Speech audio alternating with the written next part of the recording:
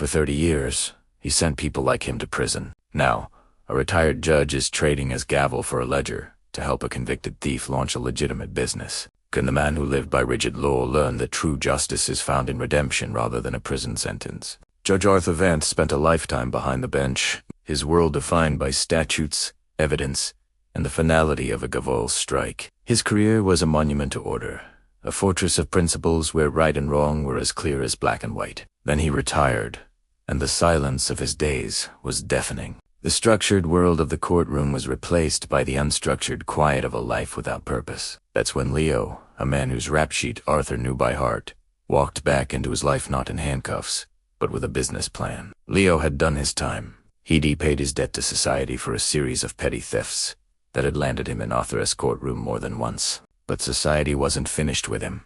Doors slammed shut, job applications were ignored, and the shadow of his past loomed over every attempt to build a new future. Desperate and out of options, he went to the one person he knew who understood rules better than anyone. The judge who sentenced him. He didn't want a handout. He wanted a chance. He wanted to open a small neighborhood hardware store, a place built with his own two hands.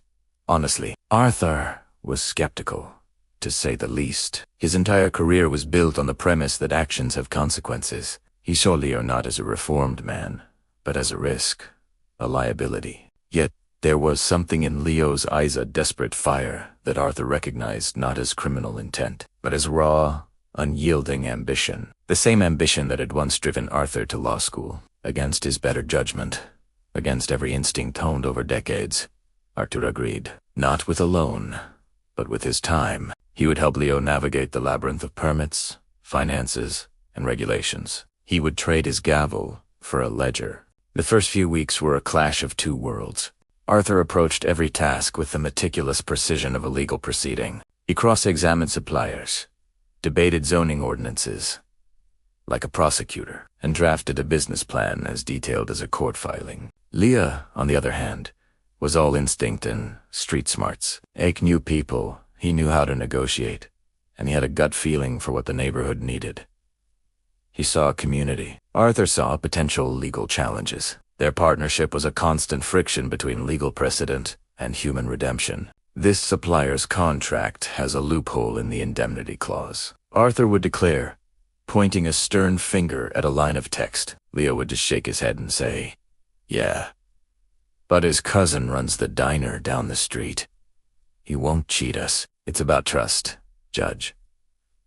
This was Arthur's biggest struggle. Trust wasn't a concept that held up in court. It was flimsy, emotional, and For Leo, it was the only currency that mattered. He was trying to rebuild his life on it, and he needed Arthur to believe in it too. Slowly, painstakingly, the storefront began to take shape. Shelves went up, inventory was stocked, and a sign was hung above the door.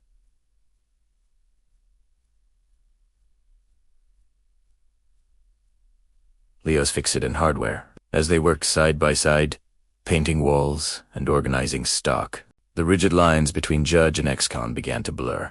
Arthur saw the blisters on Leo's hands, the exhaustion in his eyes after a 16-hour day, and the genuine pride he took in building something honest. This wasn't the defiant young man from his courtroom. This was a man fighting for a second chance with every ounce of his being. One afternoon, an old acquaintance from the legal world spotted Arthur sweeping the sidewalk in front of the new store. "Arthur? What on earth are you doing here?" he asked, bewildered. Arthur looked at the fresh paint on the walls, at Leo inside helping a customer find the right kind of screw, and a smile. It was a genuine smile, one that reached his eyes. "I'm practicing a different kind of law," he replied. "The law of second chances." In that moment, Arthur realized that true justice wasn't about the sentence handed down in a courtroom. It wasn't about punishment or retribution. True justice was found in the quiet, difficult work of building something new from the wreckage of the old. It was in the trust extended to someone who had broken it, and the opportunity for redemption. The store wasn't just a business, it was a verdict. It was a testament to the idea that a person's worth is owned, defined by their worst mistakes, but by their courage to correct them. The gavel brought order, but the ledger, in its own humble way, brought justice. What do you think? Can real change happen when we choose to build bridges instead of walls? Let us know your thoughts in the comments below. Thanks for watching, and if this story moved you, please like and subscribe for more.